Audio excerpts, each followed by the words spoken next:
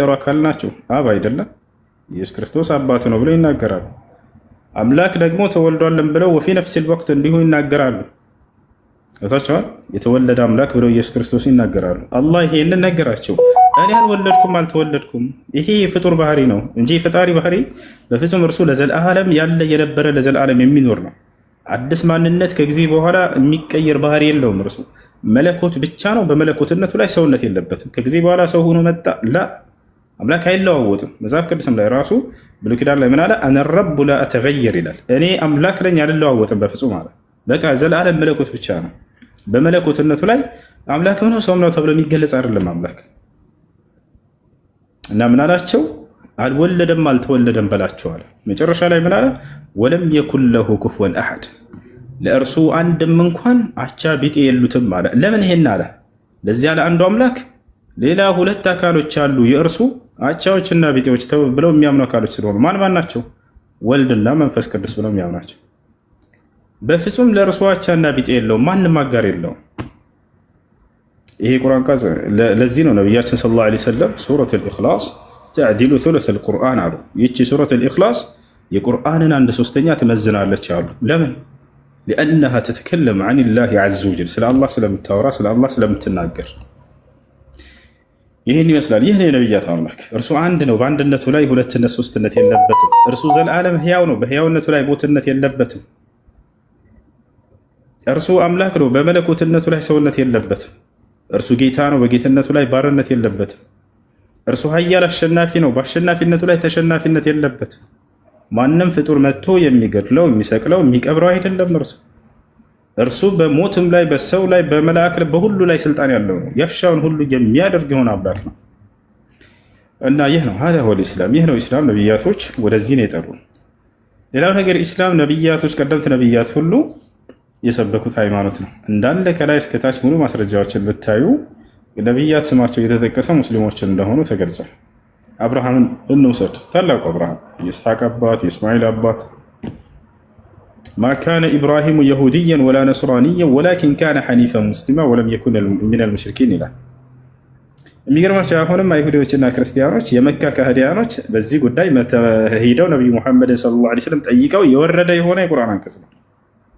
ምንድን ነው የጠየቋቸው? አይሁዶችም አይ አብርሃም ከኛ ነው ይላሉ፣ ክርስቲያኖችም አይ አብርሃም ከኛ ነው ይላሉ። የመካ ከሃዲያኖችም ምን ይላሉ? አይ አብርሃም ከኛ ነው ይላሉ። ምክንያቱም አብርሃም በዚያ ቦታ ላይ ሄዶ እስማኤልን እዚያ ቦታ ላይ አስቀምጦ እስማኤል እነዚህን አረቦች ስለወለደ ከእርሱ በኋላ ስለመጡ አብርሃም ከኛ ነው ብለው ያምናሉ። እስኪ ሙሐመድን እንጠይቀው ተባብለው ሄዱ። ወዲያው ከአላህ ስብሐነሁ ወተዓላ ዘንድ መልስ ወረደ። ማ ካነ ኢብራሂሙ የሁድያን ወላ ነስራንያን ወላኪን ካነ ሐኒፈን ሙስሊመን ወለም የኩን ሚነል ሙሽሪኪን። አብርሃም አይሁድ አልነበረም አላቸው። አብርሃም ክርስቲያንም አልነበረም አላቸው። አብርሃም ልክ እንደ መካ ሰዎችም አጋሪ አልነበረም፣ በእኔ በአምላኩ ላይ የሚያጋራ አልነበረም ማለት። ታዲያ ምን ነበር? ወላኪን ካነ ሐኒፈን ሙስሊመን፣ ነገር ግን በሐቅ መንገድ ላይ ቀጥ ያለ ሙስሊም ነበር አላቸው። አያችሁ፣ ኖህ ምን አለ ስለ ራሱ? ወኡሚርቱ አን አኩነ ሚነል ሙስሊሚን፣ እኔ ከሙስሊሞች እንደሆን ታዝዣለሁኝ አለ። ያው ነቢያት ቃል በቃል እኔ ሙስሊም ነኝ ብለው የሚናገሩበት ነው እስላም።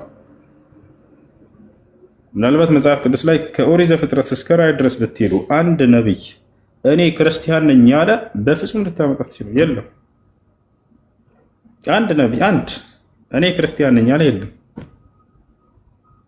ወይንም ልክ እንደ አብርሃም ሙስሊም ነበር ተብሎ እንደተቀመጠው በቁርአን ላይ የትኛውም የመጽሐፍ ቅዱስ ክፍል ላይ አንድ ነቢይ ተነስቶ አከሌ ነቢይ ክርስቲያን ነበር የሚል የለም። ማን ቦታ ላይ ነቢያቶች ካልሰበኩት፣ ነቢያቶች ይህን ነገር ያልኖሩበት ከሆነ፣ ሌላው ነገር ደግሞ ከዚህ በላይ አምላክ ራሱ በነቢያት በኩል አልተናገረውም። ክርስቲያን ሆኑ ብሎ ያዘዘበት አንድ ቦታ የለም። ወፍ አምላክ ዘንድ እውቅና ከሌለው ቆም ብላችሁ አስቡ።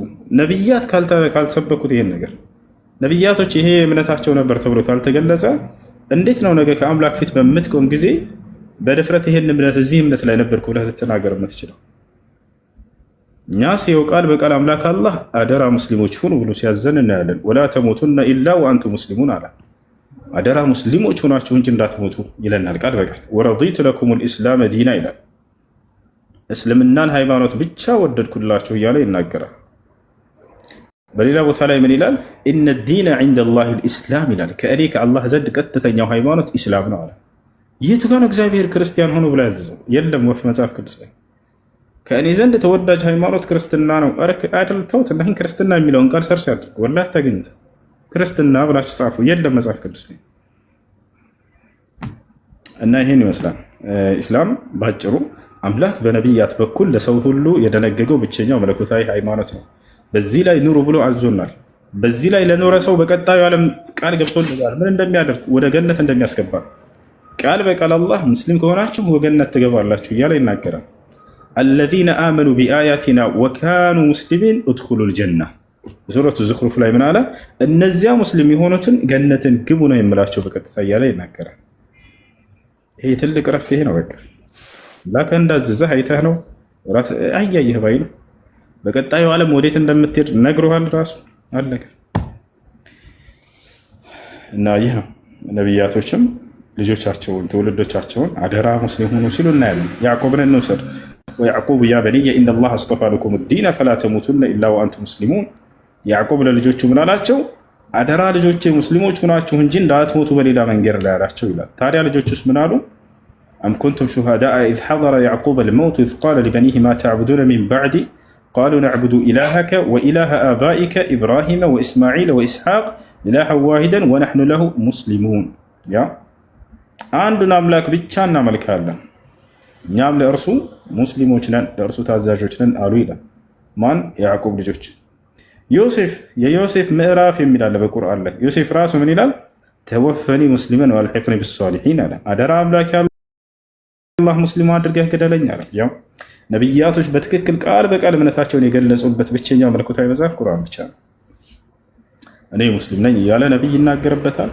ሙስሊሞች ናቸው እያለ አምላክ ስለ እነርሱ ይናገርበታል። አምላክ ራሱ ሙስሊሞች ሁኑ እያለ ይናገርበታል። ሙስሊም ለሆኑት በቀጣዩ ዓለም ገነትን ትገባላችሁ እያለ ራሱ ቃል ይገባበታል። ይህን ይመስላል። እሺ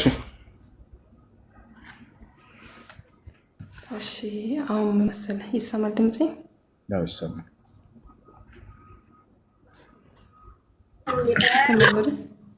ይሰማል።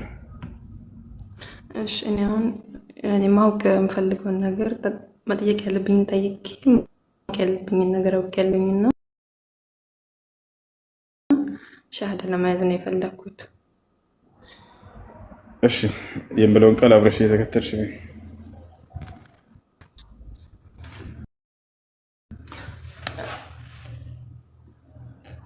እሺ ግን ይቆራረጥበት ራስ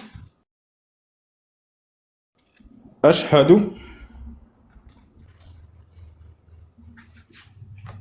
أشهد أن لا